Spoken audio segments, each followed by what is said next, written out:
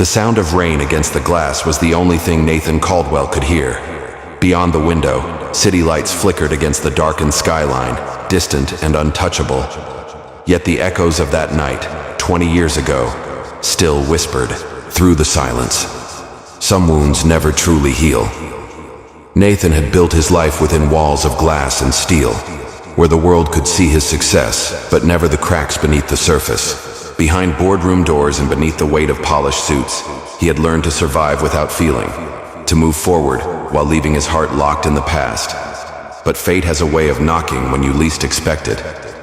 It happened on an ordinary morning, with the faint hum of city traffic rising from the streets below. A knock at the door, a name spoken with polite precision. And then, she walked in. He hadn't planned on noticing the warmth in her gaze or the quiet strength woven into the way she carried herself. He hadn't expected the brief brush of her hand to stir something long forgotten.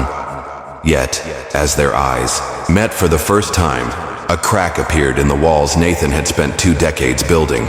Still, some doors are locked for a reason, and as past and present collide, one question lingers. When a heart has been silent for so long, can it ever truly learn to love again? Curious to see what happens when the past and future collide. Nathan's journey is one of love, loss, and the courage to open his heart after 20 years of silence. If you've ever wondered whether second chances are real, or if some hearts are destined to remain closed, you won't want to miss what unfolds next.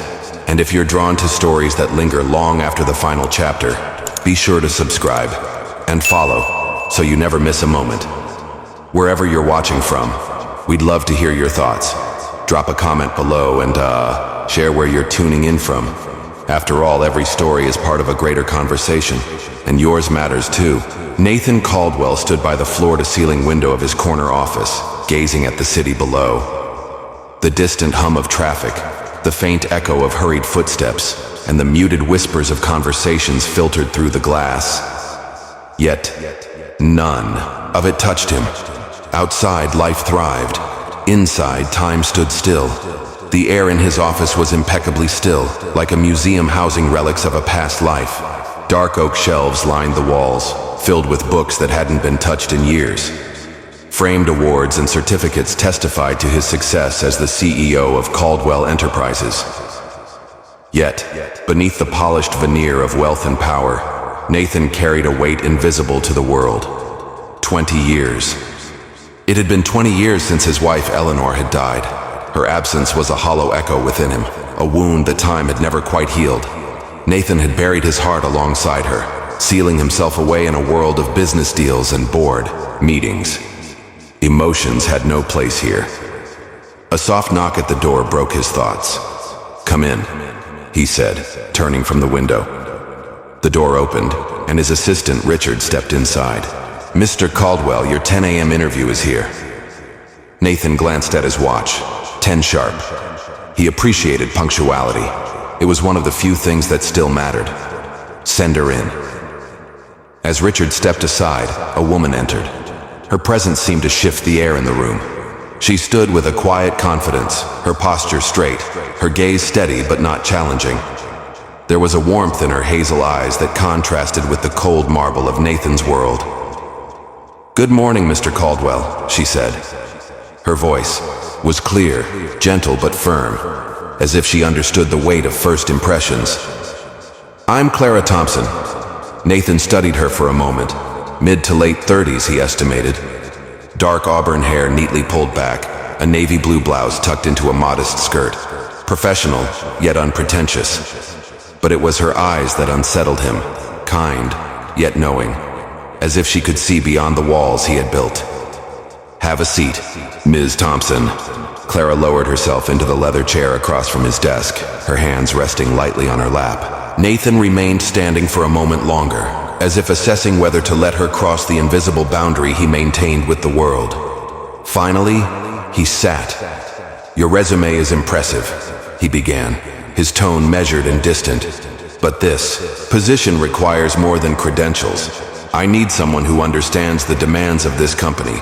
Long hours, high pressure, and no room for error. Are you prepared for that?" "I am," Clara replied without hesitation. I've faced challenges before and learned that persistence and dedication matter more than perfect circumstances. Her words were practical, but there was something beneath them, an undercurrent of experience that Nathan couldn't ignore. And, what makes you think you can handle working for me? His gaze was steady, but there was an edge to his voice, a test woven into the question. Clara met his eyes without flinching. Because I understand that people are more than their titles. Mr. Caldwell, even the most successful individuals carry burdens that others can't see. I don't believe in judging a person by the walls they build around themselves. Nathan's fingers stilled against the desk. For a heartbeat, something stirred beneath the years of silence within him. Something he hadn't expected to feel. You assume a great deal, he replied, his voice softer now, though he hadn't meant it to be. I don't assume, Clara said simply.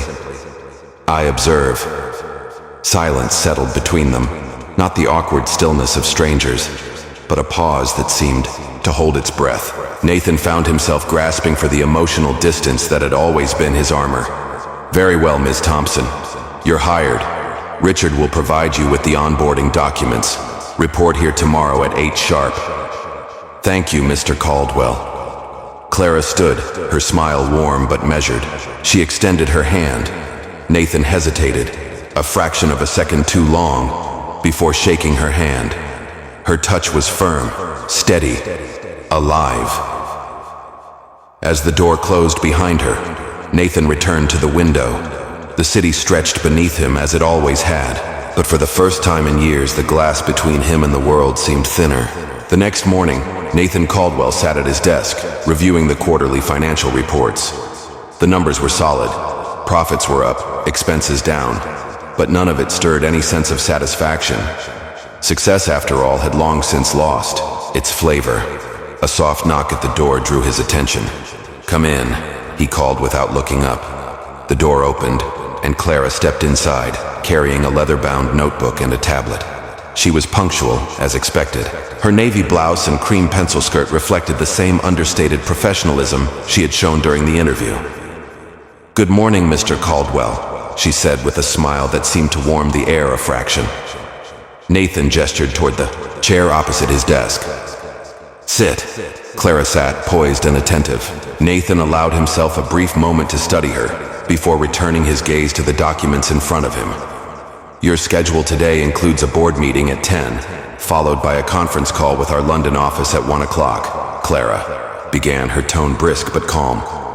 I've prepared summaries of the key points for both. She slid a neatly organized folder across the desk. Nathan glanced through the contents, noting the concise bullet points and clear annotations. Efficient, precise. Yet there was a personal touch in her work that he hadn't expected. Small details highlighted that others might have overlooked. Acceptable, he said, his voice as neutral as ever. Is there anything else you'd like me to prepare? Clara asked. No. Nathan closed the folder and set it aside.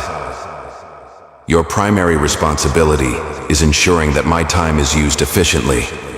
I expect you to anticipate needs before they arise. Mistakes are not tolerated here. I understand, Clara replied evenly, but I also believe that mistakes are part of growth. Without them, we don't learn.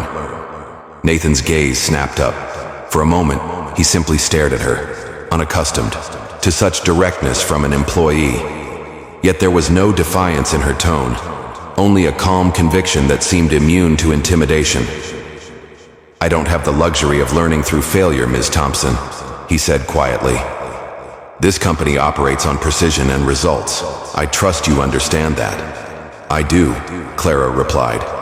But I also understand that perfection is impossible. What matters is how we respond when things don't go as planned. Nathan's fingers tapped once against the polished oak desk, a habit he hadn't realized she would notice.